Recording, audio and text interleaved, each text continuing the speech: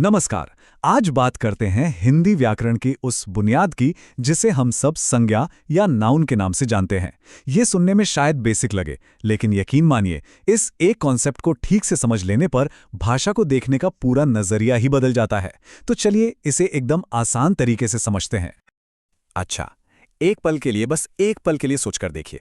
एक ऐसी दुनिया जहां किसी भी चीज का, किसी भी इंसान का कोई नाम ही नहीं होता।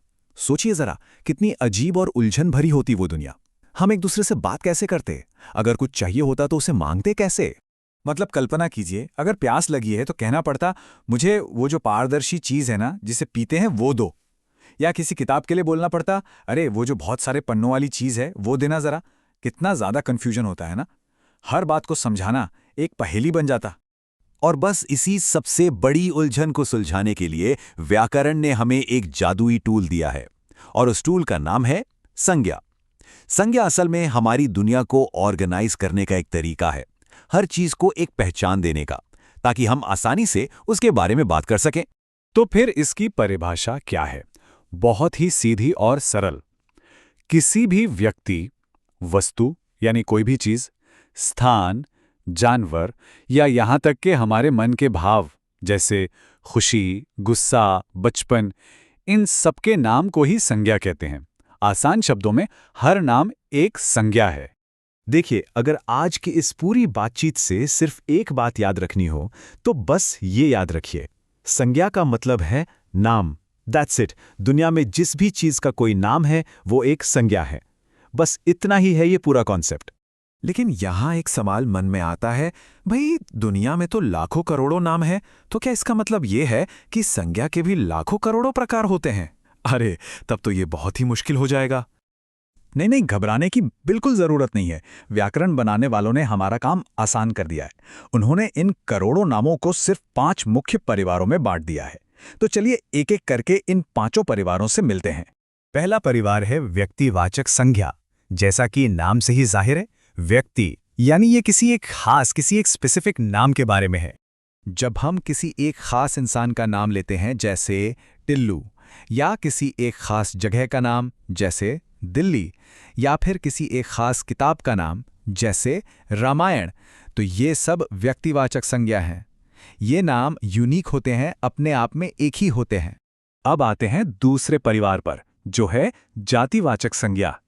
ये व्यक्तिवाचक का एक तरह से उल्टा है।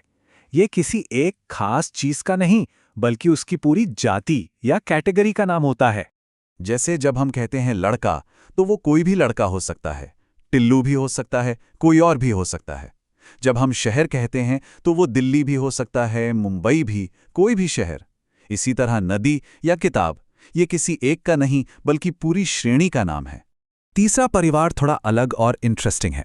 ये उन चीजों के नामों के बारे में है जिन्हें हम ना तो देख सकते हैं और ना ही छू सकते हैं, सिर्फ महसूस कर सकते हैं। इसे कहते हैं भाववाचक संज्ञा। हमारी भावनाएं जैसे खुशी या गुस्सा, कोई गुण जैसे मिठास, या फिर कोई अवस्था जैसे बचपन, ये सभी भाववाचक संज्ञा हैं। इसको पहचानने की एक बड़ी अच्छी ट्रिक है। क्या आप मिठास को किसी प्लेट में रखकर किसी को दे सकते हैं? नहीं ना, इसे सिर्फ महसूस किया जा सकता है। हमारा चौथा परिवार है द्रव्यवाचक संज्ञा। आसान भाषा में ये उन मटेरियल्स या पदार्थों के नाम हैं जिनसे कोई दूसरी चीज बनती है। जैसे पानी, दूध, सोना या मिट्टी। ये वो संज्ञाएं हैं जिन्हें हम अक्सर नाप या तौल सकते हैं। मिसाल के तौर पर, अगर एक सोने की चेन है तो चेन तो जातिवाचक संज्ञा हुई, लेकिन वो जिस चीज से बनी है यानी सोना, वो द्रव्यवाचक संज्ञा है। और अब हमारा पांचवा और आखिरी परिवार, समूहवाचक संज्ञा। ये तो नाम से ही बिल्कुल साफ है, समूह यानी ग्रुप। ये किसी झुंड या समूह के नाम को बताता है। जब एक ही शब्द से बहुत सारे लोग या चीजों के एक ग्रुप का पता चले तो वो समूहवाचक संज्ञा है। जैसे भीड़ में बहुत से लोग होते हैं, सेना में बहुत से सैनिक, और चाबियों के गुच्छे में बहुत सी चाबियां होती हैं। अच्छा, अब एक ऐसी चीज को समझते हैं जहां अक्सर लोग गलती करते हैं।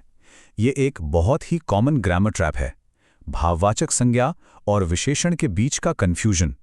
चलिए आज इस कन्फ्यूजन को हमेशा के लिए खत्म करते हैं। जरा स्क्रीन पर ध्यान दीजिए। सुंदर एक विशेषण है, यानी एडजेक्टिव। ये किसी की क्वालिटी बताता है, लेकिन सुंदरता उस क्वालिटी का नाम है, इसलिए ये एक भाववाचक संज्ञा है।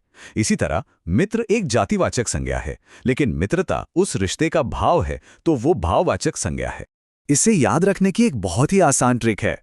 विशेषण के बाद कोई और संज्ञा लगा के देखिए, जैसे सुंदर आदमी। ये सुनने में बिल्कुल सही लग रहा है ना? अब यही चीज भाववाचक संज्ञा के साथ करके देखिए, सुंदरता आदमी। अरे, ये तो सुनने में ही गलत और अजीब लग रहा है। बस यही फर्क है। चलिए, अब तक हमने जो कुछ भी सीखा है उसे एक बार फटाफट दोहरा लेते हैं और फिर देखते हैं कि हमें कितना समझ आया। तो एक नज़र में संज्ञा क्या है? कोई भी नाम। व्यक्तिवाचक किसी एक का खास नाम, जैसे राम या आगरा। जातिवाचक पूरी कैटेगरी का नाम, जैसे लड़का या शहर। भाववाचक कोई एहसास या विचार, जैसे खुशी। द्रव्यवाचक कोई मटेरियल, जैसे सोना या दूध। और समूहवाचक किसी ग्रुप का नाम, जैसे भीड़ या कक्षा। अब बारी है एक छोटे से टेस्ट की। यहाँ 3 सवाल हैं।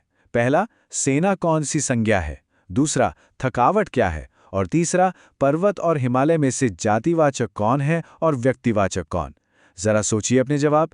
तो आखिर में इस एक विचार के साथ इस चर्चा को समाप्त करते हैं। व्याकरण सिर्फ किताबी नियम नहीं है, ये असल में हमारी सोच का, हमारी हकीकत को बयां करने का एक ऑपरेटिंग सिस्टम है। अब जरा सोचिएगा, हमारी रोजमर्रा की जिंदगी के और कौन-कौन से हिस्से हैं जो चुपचाप इसी व्याकरण की शक्ति से चलते हैं।